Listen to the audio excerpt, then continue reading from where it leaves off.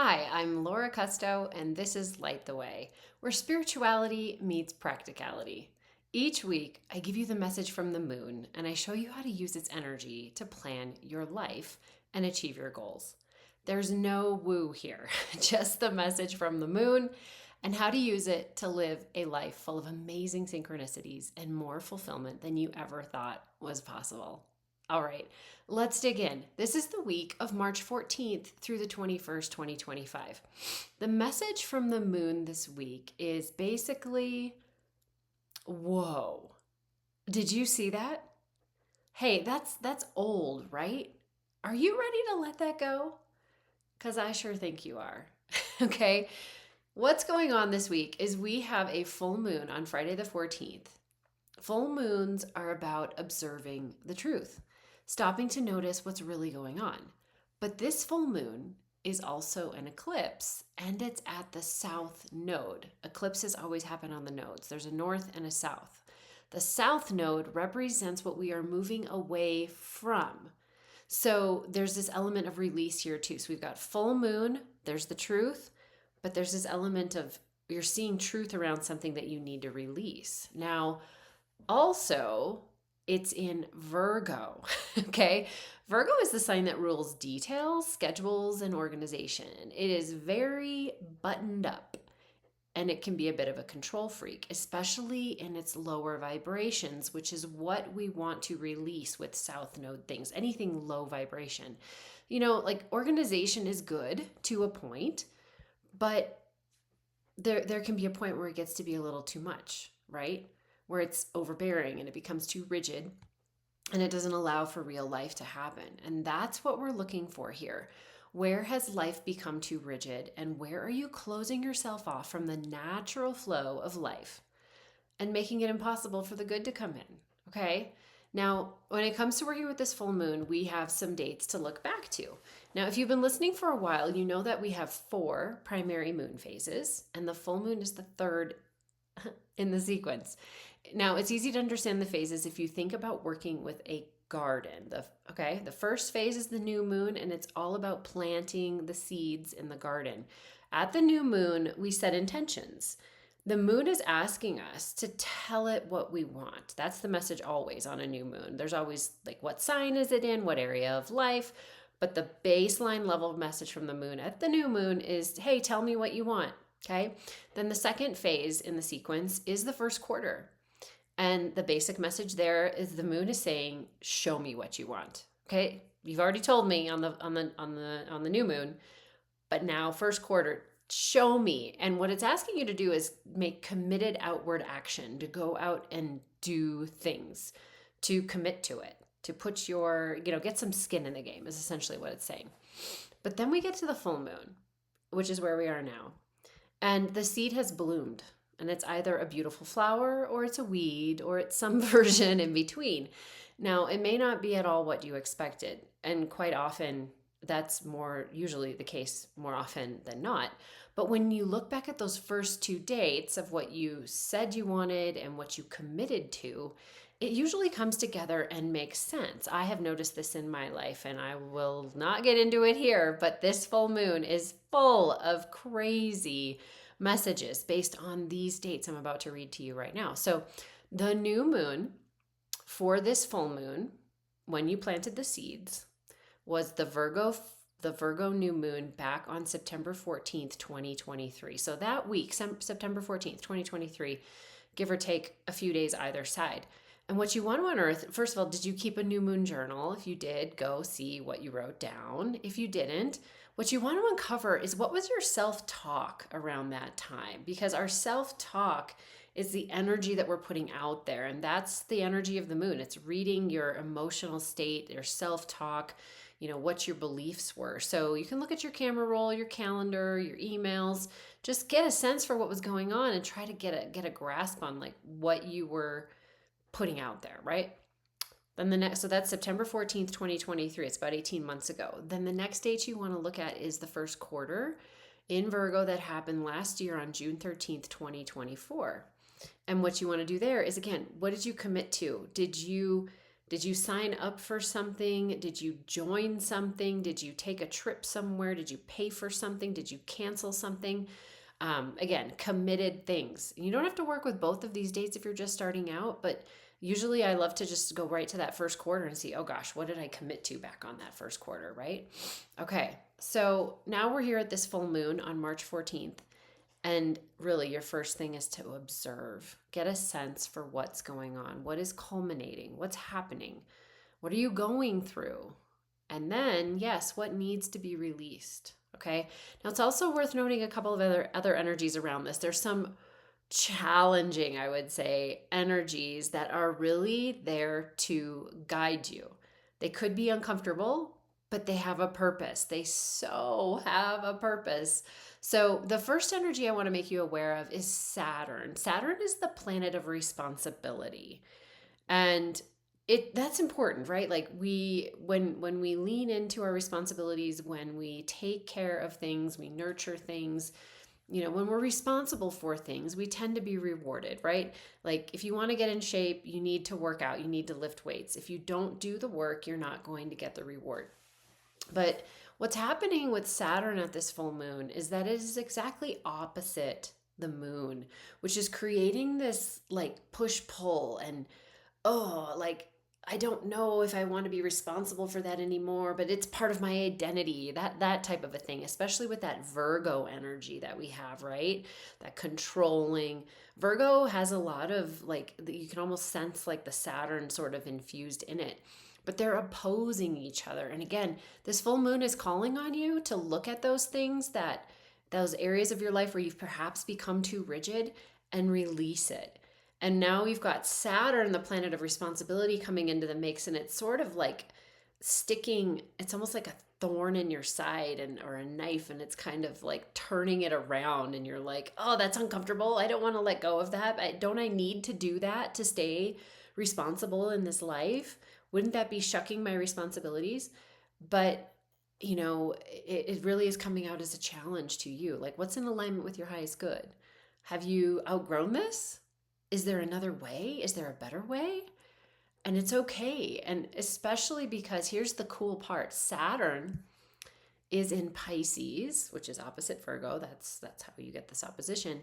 And Pisces, Saturn and Pisces, that energy together has this like dissolving aspect to it. So Saturn and Pisces, the structure that it is said to bring in Pisces is that of dissolving things. It's not building things in Pisces. Saturn's a very building, constructive sign or planet. But in Pisces, the action and the like sort of building it has is like the anti-building. All right. So that's some like kind of uncomfortable energy here. But if you notice it and lean into it, there's some big gold there. There's some big clues. Okay. Now the other energy that's happening, and this is the day of the eclipse. It's a little bit after the eclipse, but the sun makes a harmonious aspect to the planet Uranus. And Uranus is the planet of the unexpected. And then the sun represents our sense of self. So what this is telling me is that we could potentially get the answer for how to release this in an unexpected way. Now, the aspect that they're making, it is harmonious, so that's great. However, it is not going to be like handed to you on a silver platter. And it's a sextile, and we kind of have to work for the sextile energy. You have to go after it. So if you notice, and as you're dealing with this idea of, you notice what's going on, you see the theme, and then you sense this like discomfort around something that's perhaps, but it's responsible to do this. But you realize that if you want to go in the positive direction, you probably need to stop doing that responsibility. Your answer for how to do that could come in an unexpected way. And if it does, there you go. There's another sign that you're in alignment with the timing here. So run with that, lean into it, allow yourself to get out of your comfort zone and release. And what I would say here with this aspect, again, it's the day of the eclipse. It's Friday the 14th, and it'll stay active on into Saturday and Sunday for sure. But when I mean by lean into it, you don't need to go out there and take action and do the release right now. But I would, you kind of come up with what you think you need to release, start to journal on it. think about it. Make a plan, write it down, kind of make your game plan for what you're going to do. And then in the days and weeks ahead, start to execute it. And part of your plan can be, okay, I'm going to do this, say, starting next week on Monday. And then by Friday, I want to have this done, for example. So lay out the plan. It's not something you need to do in the moment, but, that can help with, it's an unexpected, right, type of thing that's coming your way. It might be a little unsettling, but create a plan around it and then just start to execute it and see where it takes you. All right, this is the energy. This is what we're being called to do. These are the energies up above in the sky. And so I say a lot, as above, so below. That's working with the quantum here. Okay. Now, the last thing I want to mention is this is happening again in Virgo. And so in terms of what is playing out, that story that's playing out, you want to look at the area of your life that is represented by Virgo in your chart.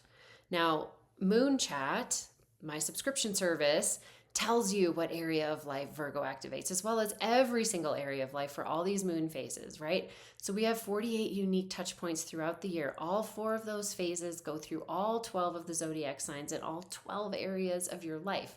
And so with Moon Chat, you get spoon-fed, literally, bite-sized guidance. I tell you what the phase is, what area of life, and I give you the dates as well as a system where you can document what's going on, and you always can see the story that's unfolding in your life. It is truly magical. So head on over to lauracusto.com and try it out. Okay. Then I want to jump into the rest of the week. So that takes us through that full moon. Again, that's the moon phase for this week, the big message from the moon.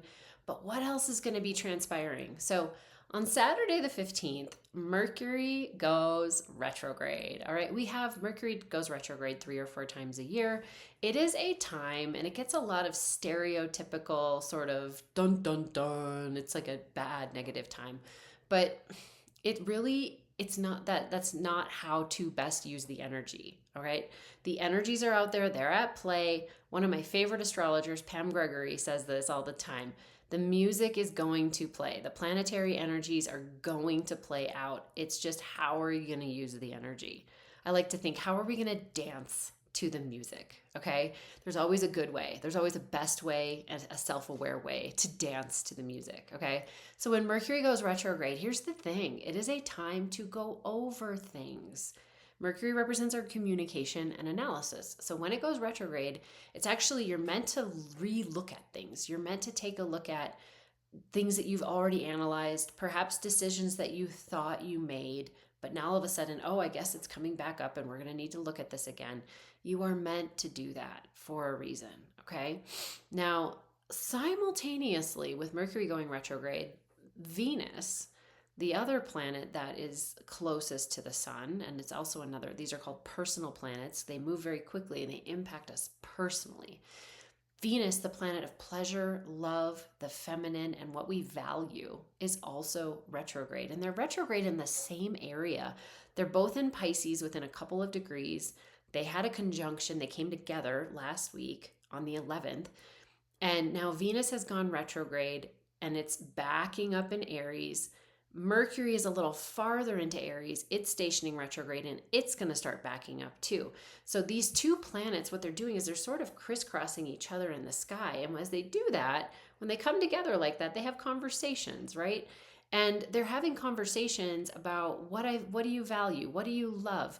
Perhaps conversations about relationship, analysis about relationship. It can be romantic relationships. It can be feminine relationships, relationships with females, that sort of a thing. And so it can perhaps, this time can be perhaps a time of quite a bit of confusion when it comes to those themes in our life. But again, we are meant to reevaluate and look at these things. We're meant to have conversations. We're meant to step up to the plate and engage in those conversations. Perhaps, as difficult as it can be sometimes to have them.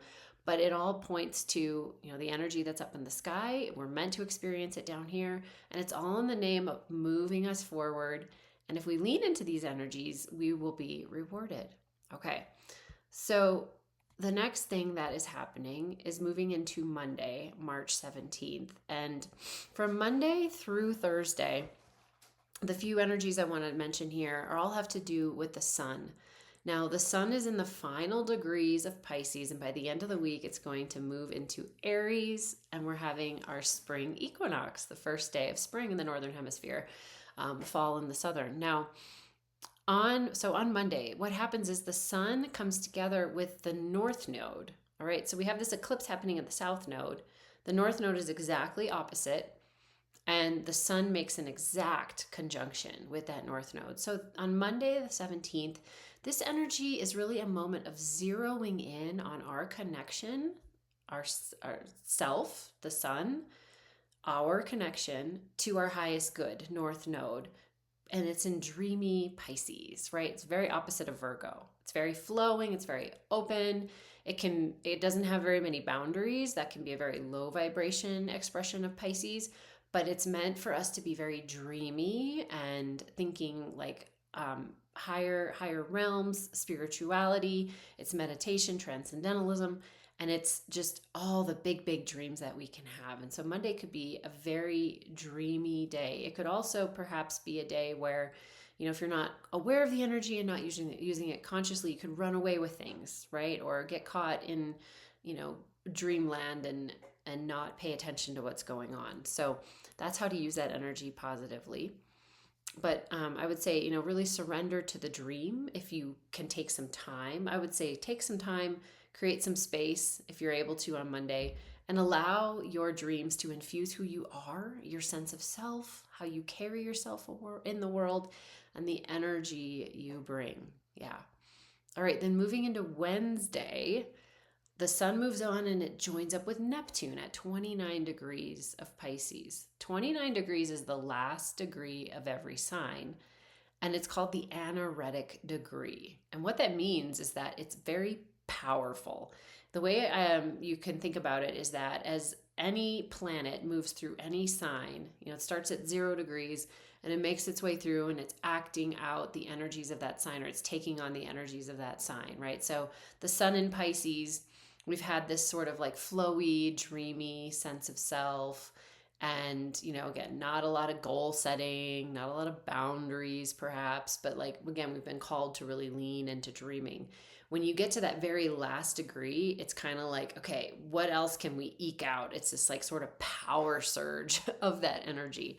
All right. And so we have the sun there, and we also have Neptune there. Now, Neptune rules Pisces, and Neptune is all about dreaming. And so when I looked at this day on Wednesday, what could happen if we're not aware is we could start to second guess our sense of self.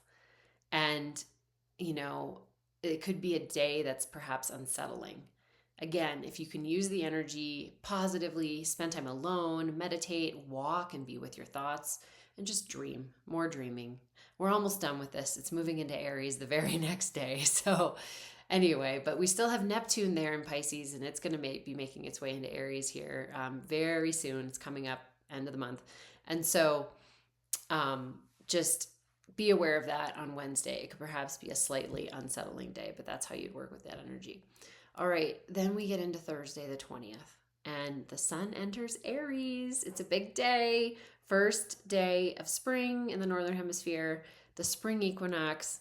And, whenever the sun changes signs, it changes signs about every month, right? Everybody's familiar with their sun sign. We experience sort of a shift in this energy of our sense of self. I just talked about how the last 30 days or so have been in Pisces, and that energy, well, now Aries, oh my gosh, it's such different energy. It's so refreshing. I don't know about you. I live in the northern hemisphere. I live in a northern climate in the mountains. We will still definitely have snow here on the spring equinox, but the days are getting longer. The sun is shining. The snow is melting like crazy. It's amazing. It feels good. It feels good. Usually people love the spring equinox. It's just sort of this coming out of hibernation, right, from the winter. Okay, so, and then we'll be in that energy, obviously, with the sun for about the next 30 days till about the 20th of April. All right, so that's the week. Again, the big message from the moon and how to work with this week comes on Friday the 14th. Our big moon phase is that full moon eclipse in Virgo on Friday the 14th. And the moon is saying, whoa, did you see that? Hey, wait a minute. I think that's old. Are you ready to outgrow that and release that? Because I think you are. And again, there's that Saturn energy. It's going to challenge our sense of responsibility. If you feel that and it's unpleasant, just remember this. It's supposed to be. That's where it's coming from. And Saturn wants to dissolve it. All right. These energies I'm talking about, I'm naming them for you. When they're named, you can work with them. Okay. You're supposed to feel some discomfort, and you're supposed to lean into that discomfort and release. You're supposed to let go of the death grip. All right. Let Saturn and Pisces do that dissolving. The full moon is on the south node, and it's in that point of release, okay? Virgo, those lower vibrations of Virgo, they scream control obsessed, okay? This is a perfect lineup for letting go of something that's just really not serving you anymore, that's taking up too much of your energy, okay? So work through that as these themes come up for you on Friday the 14th and then all the way through Wednesday the 19th. Again, you're going to have some assistance from the sun, your sense of self, interacting with Uranus in that unexpected way, right? To resolve it and move forward to really release it. Come up with a plan. That's how you work with that energy. It's supportive, but you've got to put in the work, okay? All right, I hope that's been helpful. Thank you so much for being here, okay? If you enjoyed this, make sure you subscribe so you don't miss an update. And also, I would love to hear what you think of this. Please leave a comment or a review and share this with a friend, okay? I gotta say, working with these messages from the moon has totally changed my life. As I have seen stories unfolding across the dates that I mention to you every single week, I'm continually amazed, including this week, at how this energy is really working with me and for me. And you know what? Because of that, I am on a mission to share this magic with as many people as possible. So if you'd like to get in on that, go on over to my website, lauracusto.com. I'll put that link in the show notes, and sign up for Moon Chat. It's my membership service that spoon feeds you these messages from the moon each week at precisely the right time, and it gives you simple and easy ways to keep track of your story across the moon phases as it unfolds. I was a busy, professional, spiritually curious woman, and I designed this service for women like me, women who are busy, but who are very curious and they want more meaning in life. Moon Chat is truly magical and amazing, and I hope you'll join me. All right, until next week and our next moon phase, the last quarter in Capricorn, have a great week.